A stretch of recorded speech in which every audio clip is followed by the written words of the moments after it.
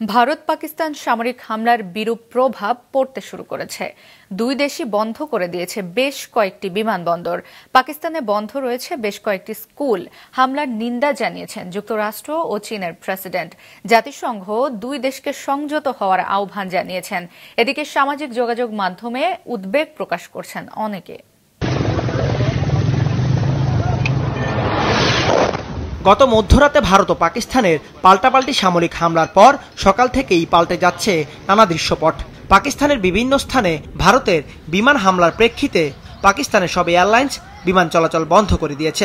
পাকিস্তানের বেসামরিক বিমান চলাচল কর্তৃপক্ষ ঘোষণা করেছে পরবর্তী 48 ঘন্টার জন্য সব বিমানবন্দর বন্ধ করে দিচ্ছে।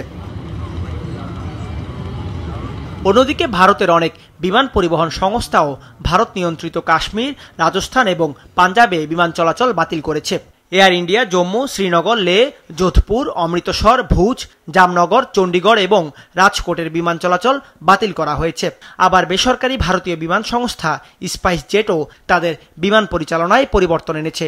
শুধু ভারত পাকিস্তানি নয়, ইউরোপগামীও অনেক ফ্লাইটের রুট পরিবর্তন বা বাতিল করেছে এশিয়ার একাধিক airlines.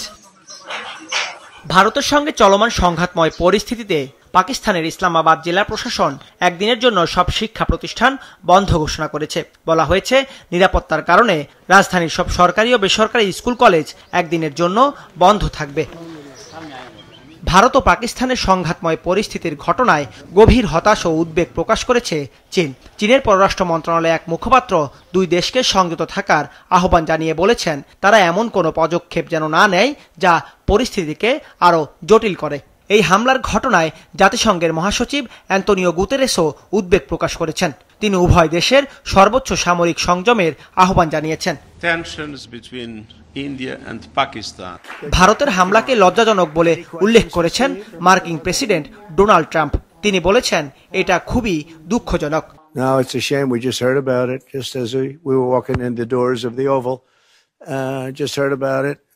I guess people knew something was going to happen based on a little bit of the past. They've been fighting for a long time. You know, they've been fighting for many, many decades and centuries, actually, if you really think about it. No, I just hope it ends very quickly.